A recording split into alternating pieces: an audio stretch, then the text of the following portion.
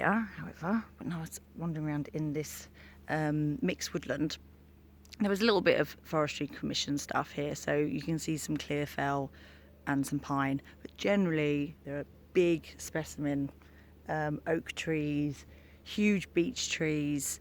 It's a really, really diverse woodland here, so you get diverse mix of mushrooms, of course. Found shaggy inkcap, or judge's wig as they call it.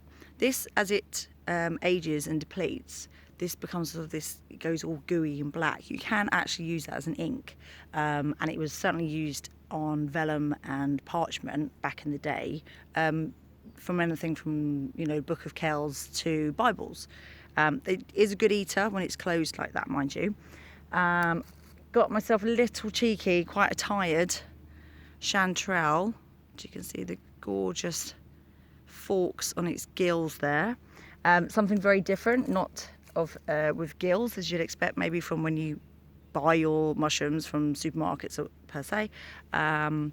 Is here you see this sort of spongy underside here, so very different. Mushrooms are pretty exciting, whole kingdom of their own. They developed separately to us so that they are not plant, they are not animal, yet they digest their food very similar to our very own stomachs.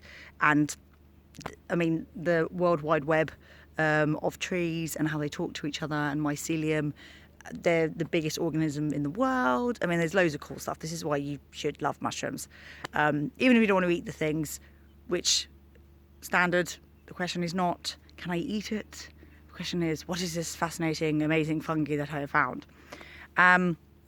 What I have seen here though, I'm going to have myself a yummy dinner, is I've been picking nettles, because they're in a second flush, so they're super vibrant green.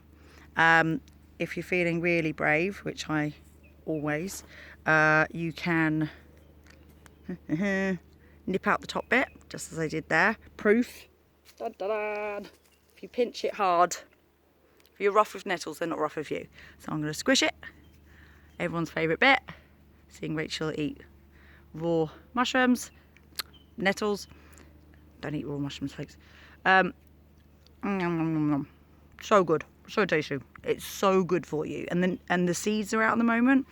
It's actually adrenal gland balancer. So if you're feeling burnt out, it's a really good one to have. The other little thing I've seen, if you can see here, is a carpet everywhere of something that looks a little bit like clover.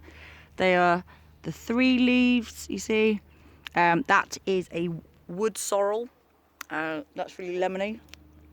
I'm surrounded by pheasant. It's really lemony.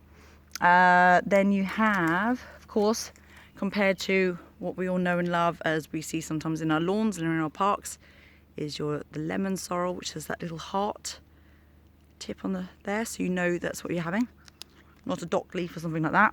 I've yet to find a good use for dock. Even against stingers, plantain is a better plant. Okay. Also another one is a hairy bittercress. Dun dun dun. So if I take a little bit of that, you can see it. This you get sometimes in plant pots, all over the place, and it's a cress basically, but a little peppery, all adding a little bit of interest to your dinner. Yeah, seeds are out, so hogweed seeds are out at the moment. Nuts are out, so you can get yourself some hazelnuts, beech nuts, the chestnuts, of course. So yeah, it's autumn. I'm very blessed. I'm in Scotland right now, and it is in full abundance, and weather is on my side, which is wonderful. I'm going to continue having my little bimble and see if I can outrun some of these pheasants. I hope you're all well. If you have any questions, just let me know. Just a very quick one, bits and pieces that you can find. I can go into more detail in another one, my little salads. I'm going to eat like a king.